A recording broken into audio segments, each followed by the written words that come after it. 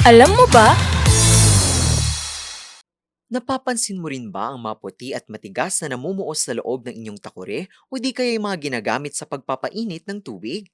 Kung akala mo'y dumi ang mga ito, ang totoo, may kaugnayan ito sa minerals na nasa tubig na ating ginagamit.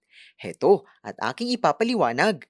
Ang mga namuong ito ay tinatawag na lime scale. Isa itong mineral buildup na karaniwang nabubuo kapag paulit-ulit na pinapakulo ang hard water o tubig na may maraming natutunaw na minerals gaya ng calcium at magnesium.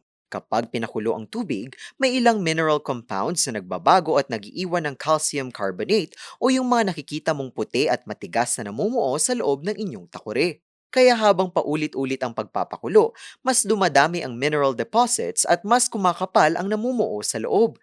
Kadalasan, hindi naman ito senyales sa delikado na ang kettle na inyong ginagamit. Pero kapag makapal na ang build-up, maaari itong magpahina sa efficiency ng pagpapakulo at makaaapekto pa sa lasa o itsura ng inumin kapag may mga nasama pang flakes.